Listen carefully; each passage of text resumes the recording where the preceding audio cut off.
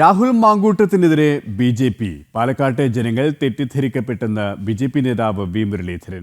സ്ത്രീ സുരക്ഷ വെല്ലുവിളി നേരിടുന്ന കാലഘട്ടം ജനാധിപത്യത്തിന് അപമാനകരം. കോൺഗ്രസിൻ്റേത് ജനങ്ങളെ വിഡ്ഢികളാക്കുന്ന നിലപാട്.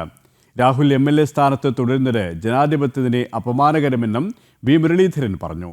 പ്രതിപക്ഷ നേതാവ് വി.ഡി. സതീശൻ കള്ളന് കഞ്ഞിവച്ചവനെന്ന് ബി.ജെ.പി. മുൻ സംസ്ഥാന അധ്യക്ഷൻ കെ. സുരേന്ദ്രനും കൊച്ചിയിൽ പറഞ്ഞു. പാലക്കാട് ജനങ്ങൾക്ക് തെറ്റുപറ്റിയെന്ന് ഞാൻ പറയില്ല. കാരണം ജനങ്ങൾ തെറ്റിദ്ധരിക്കപ്പെട്ടു എന്നുള്ളതേ എനിക്ക് പറയാൻ പറ്റുള്ളൂ. കേരളത്തിലൊരു ജനപ്രതിനിധിക്കെതിരായി ഇത്രയും ഗുരുതരമായിട്ടുള്ള ആരോപണങ്ങൾ ഒരുപക്ഷെ അപൂർവമായിട്ട് മാത്രം ഉയർന്നു വരുന്നതാണ്.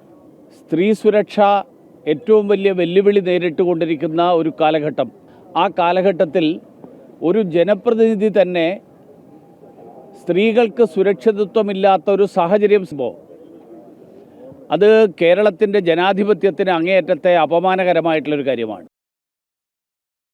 യഥാർത്ഥത്തിൽ കള്ളന് കഞ്ഞിവെക്കുന്ന നടപടിയാണ് പ്രതിപക്ഷ നേതാവ് ശ്രീ വി.ഡി. സതീശൻ സ്വീകരിച്ചിരിക്കുന്നത്.